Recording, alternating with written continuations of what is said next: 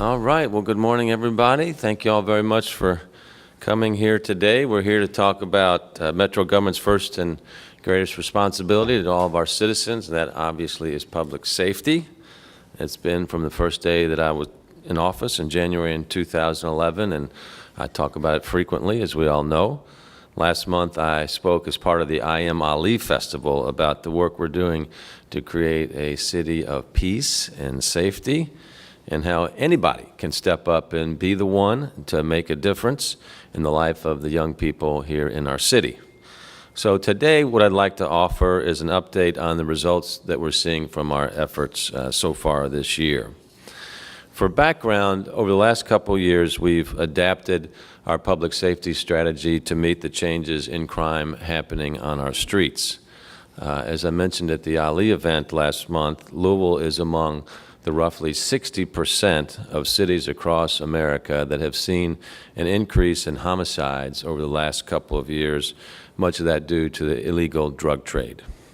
We address this challenge the way we address all of our biggest challenges, and that's whether it's economic development challenges, health challenges, education challenges, environment challenges. What we do is we bring together the best minds to address the challenges and see how we can move forward with a strategy. So those are a lot of the people that you know, people like Chief Conrad, Rashad Abdul-Rahman, who's the director of our Office for Safe and Healthy Neighborhoods, Sadiqa Reynolds with the president of the Urban League, Anthony Smith with Citizens United, faith and community leaders like Dr. Eddie Woods, Reverend Vincent James, national leaders. We pull together every potential resource to see what can we do to make our city safer and have a plan that helps us in that area. As many of y'all know, we created and implemented an action plan for violence reduction that's been endorsed by national experts in law enforcement and crime prevention. This plan is built around 6 pillars: enforcement, intervention, prevention, community mobilization, organizational change, and reentry. For today's purposes, we're going to focus on the first pillar, and that's law enforcement. And we're going to examine the data behind this. So think about, before we get into any of the other capacity building pillars, we've got to make sure that we are talking about enforcing our current laws and keeping people that are harming other people away from them. So we want to look at the early results of our action plan, including efforts like establishing a federal task force, working with agencies like the FBI, the DA, U.S. Marshals, ATF, and the U.S. Attorney's Office to arrest and prosecute our most dangerous criminals. So we talk about that as the people part of our strategy. We got a people part and we got a places part. So the emphasis on people is getting the most dangerous criminals off the street. The unfortunate reality is there are just some folks that choose violent crime as a way of doing business, and our job is to get them off the street and keep them away from folks that are just trying to go about their daily lives. When you think about resources, we invested in hiring an additional 55 new positions for LMPD in the last year, and at an all-time high of LMPD manpower with just under 1,300 officers. We reorganized LMPD last November to better address the changing needs of our citizens and the changing tactics of criminals, particularly in the illegal drug trade. LMPD's Places strategy has put more officers in high crime areas during the greatest time of need. We created the 9th Mobile Division to focus especially on where the most criminal activity is happening, and that usually involves narcotics, gangs, and guns. Narcotics, because that's at the root of most of our violent crime, narcotics dealing. Gangs, because they are most involved in the illegal drug trade. And last year, LMPD took off the street about 1,700 guns. That's the highest total since merger. We've just completed compiling the crime statistics for the first half of 2017. LMPD was one of the first police agencies in the country to put their crime data online, so we've been transparent from day one and leading the nation in that effort. So in line with that, we wanted to talk about what we've seen here for the first 6 months of our community. The overall takeaway is that overall crime rate in Louisville declined over the first 6 months of 2017, but we still struggle with an increase in homicides. They still are a significant challenge. We're seeing encouraging reductions in both violent crime and property crime overall, and recognize, if you know me, I'll always say that we can always do more and we can always move faster as well. So we always want to improve. So let's jump into the data here and take a look at the first 6 months from January 1 to June 30th of 2017. We saw 658 fewer crimes than in the same period in 2016. That's an improvement of 4%, a 4% reduction. The key takeaway here is it means that 658 fewer people were crime victims compared to a year ago. For data purposes, as I walk through this, we report our crime the same way that the FBI does, and that's through the Uniform Crime Reporting System that separates crime into two categories: property crime, which is theft, burglary, motor vehicle theft, and then violent crime, which is assault, rape, robbery, and homicide. So let's jump into these. Property crime, this is the type of crime that actually affects the greatest number of people, and citywide, it's gone down in every single category. Burglaries are down. Larceny is down. Motor vehicle theft, down. Overall, we saw 536 fewer property crimes, which means 536 fewer victims, and that's about a 4% improvement. Some of the reductions in property crime are bigger than others, and of course, we'd like to cut all crime to zero. And what we're going to continue to do is stick with our plan, focus on the plan, improve it when we need to improve it. We'll always alter under changing reality, but you've got to have a plan and you've got to stick to it. You can't just be jumping around to a solution of the day. So our overall violent crime numbers bear out kind of this same decrease that I just talked about with property crime. We saw 122 fewer violent crimes in the first half of 2017 compared to the same period last year. That's a 5% improvement. Aggravated assault, down slightly. Rapes, down significantly. Robbery, down significantly. 109 fewer robberies in the same period last year. Now, the exception is what I call the headline crime, and that remains homicides. In fact, overall, every other major category of crime is down so far this year, with the exception of homicides that are up. And we all know that that's tragic and unacceptable. It's something that we're going to continue to work as hard as humanly possible to address. All of our citizens deserve to live in neighborhoods where they can be free of any type of crime. And as I've said before, when we talk about homicides, they generally are not random. There are exceptions to that. The vast majority of the 117 homicides we saw last year involved people who were involved with criminal activity. So most of the homicides are taking place with folks that have a criminal history. But there are heartbreaking exceptions to that we've seen over the years with Nariah Miller, DeQuante Hubbs, that would just make everybody see the tragedy of gun violence in our community. But what the data clearly shows us is that law-abiding citizens, which nearly every one of our 760,000 plus citizens are, have no significant risk of becoming a homicide victim. And that was true 3 years ago, before the number of homicides started going up in our city and around the country, and it's still true today. So when we look at all these crime numbers, we have to keep in mind that opioids, especially as it relates to homicides, we feel like are at the root of a lot of these issues. Now, I want to talk about opioids because we're just seeing throughout the country, especially the eastern United States, kind of a rapidly increasing presence of opioids and addiction issues and overdoses that are coming with those as well. What's happening, one of the things that's happening is more and more opioids are on the street. Addiction takes place. The illegal economy associated with this is one of the contributing factors to both property crime and violent crime. So while homicides seem to always get the headlines, the facts are that overdoses are about twice what homicides are in our city.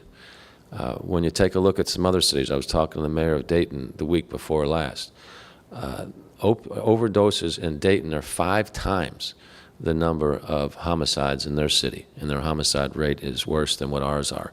So in some cities of the country, opioids and the overdoses that are coming from them are just devastating our cities. In our case, we've seen more than an 11% increase in overdose deaths already this year. We don't have the medical reports yet in on all these deaths, but if it's like last year, we believe over half of these deaths will be related to opioids.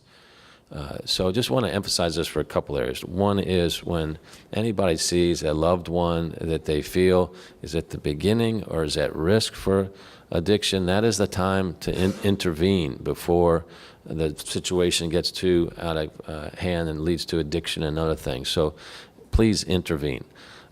Secondly, getting drugs and drug dealers away from our community, off our streets, and especially away from our kids, is a community challenge that requires a community response. So if you are suspicious that you see what looks like drug selling activity, please report it.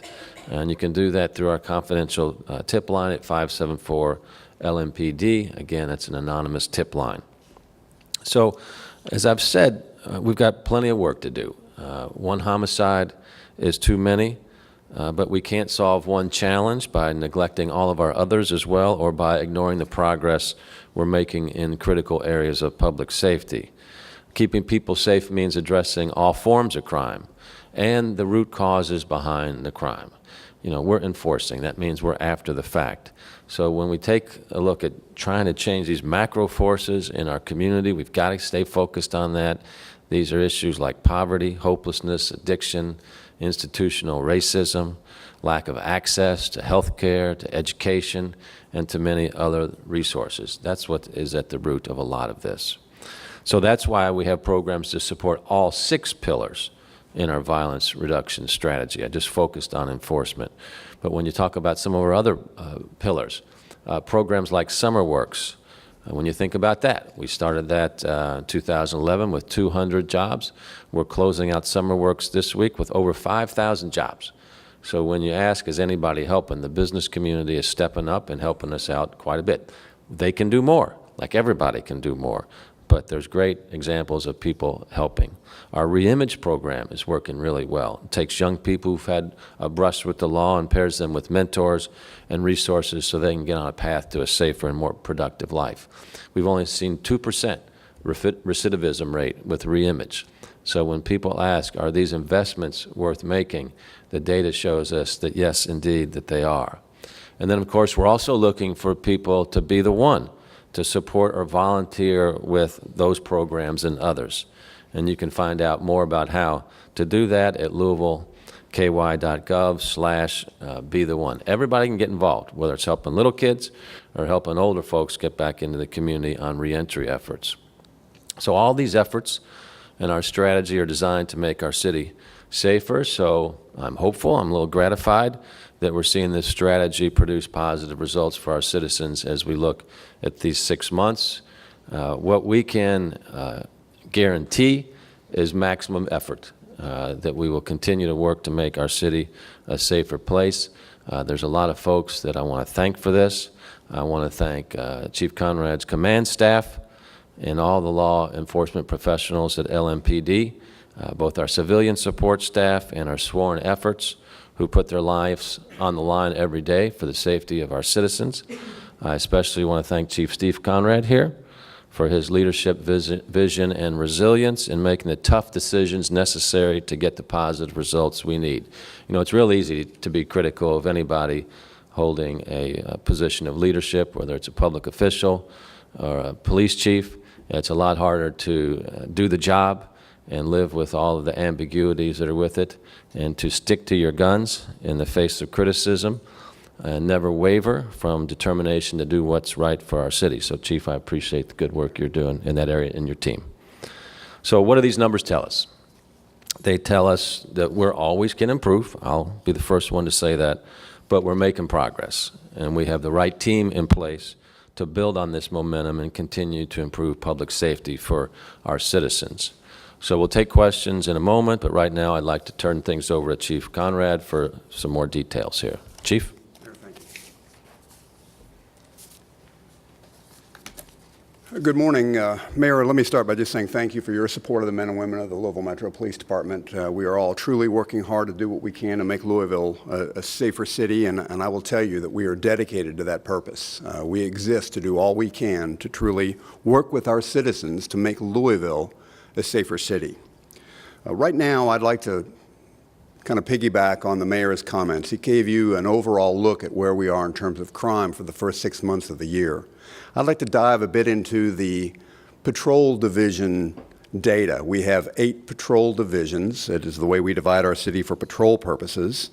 And what you will see is that overall, crime is down in our community. But what's significant is that it is down in every single police patrol division. I'm going to focus on the 1st and 2nd and 4th divisions, which have seen the most violent crime in our community and the most calls for police service. In the first 6 months of the year, there's been a more than a 10% decrease in our 1st division. The 1st division includes our downtown and the neighborhoods to the east and west of downtown, including Russell and the Portland neighborhoods. These numbers are just giving you an indication for each of these crimes, the percentage of decrease and the number of decrease. They are down in every single category except for homicides. Next, we'll focus on our 2nd division. There has been more than a 5% decrease in our 2nd division, which is, as you can see, is predominantly West Louisville. It includes the Shawnee, Chickasaw, Park Duval, and Algonquin neighborhoods, to name a few.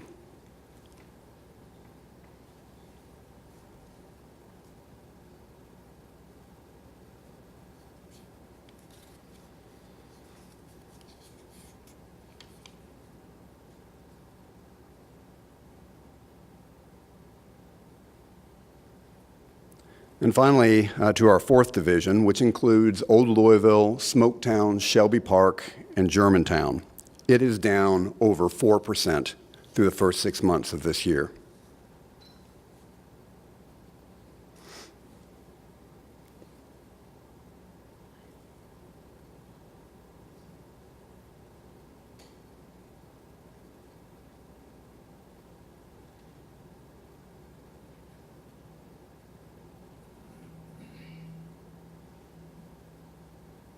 As you can see from this slide, it shows that the overall crime rate in every one of our divisions is going down. Again, there have been significantly larger decreases in the 1st and 5th divisions, but we're seeing progress all across our city. Now I'd like to take a look at the national picture because I think it gives us some context for what we're talking about. The fight that we are fighting in terms of crime is happening in every city across America. And you might ask yourself, how are we doing in comparison to these other cities? We're part of the Major City Chiefs Association, which is made up of the 69 law enforcement agencies here in America. 57 of those departments provided their crime data for the first 6 months of the year. And what we saw is that just over half of these cities saw an increase in homicides just like we did. However, as you can see from this chart, 18 of those cities actually experienced a bigger increase in homicides than what we are seeing. And while these numbers are absolutely no consolation to someone who has lost a loved one to a homicide, whether in Louisville or one of these other cities, it does, I believe, demonstrate and help us understand that this is an epidemic that is not confined to any one city. This is not just a Louisville problem. And there are 2 other national numbers that I want to talk about for a minute because I think they show that we're on the right track. While our overall crime numbers went down for the first part, or our overall violent crime numbers went down for the first part of this year, again, we saw a 5% reduction in violent crime in our community over those first 6 months.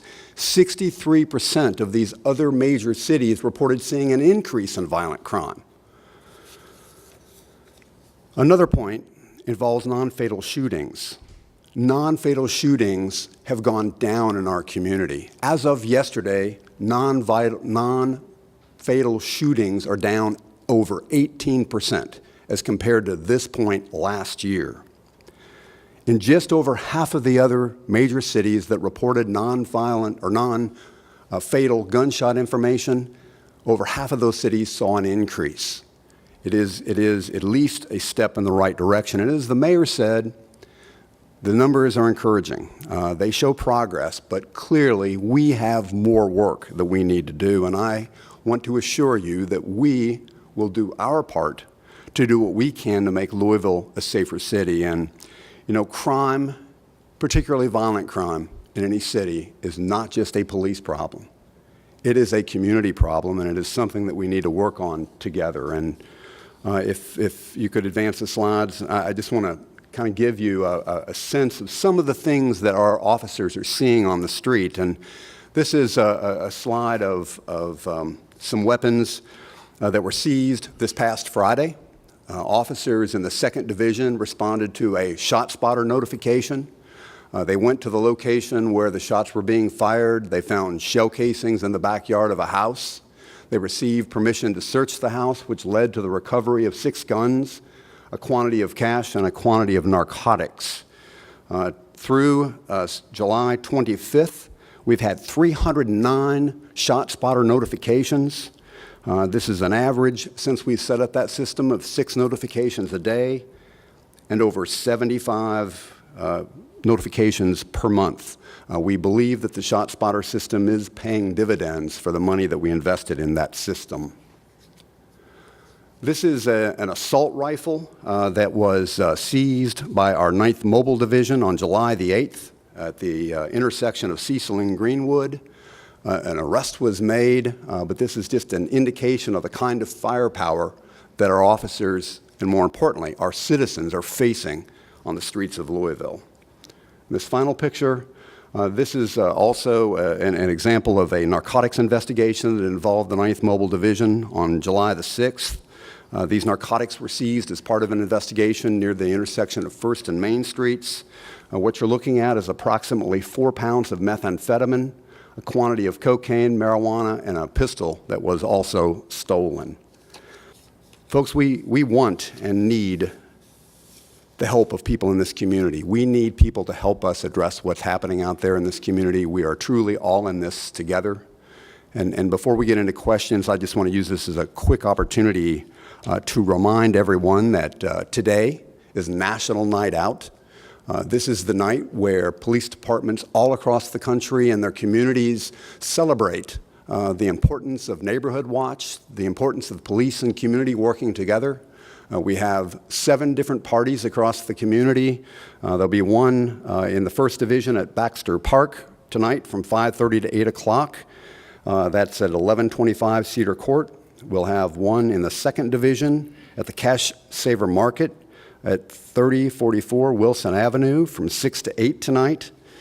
The 3rd Division, which is one that I plan to attend, will be at Home Depot at 6840 Dixie Highway.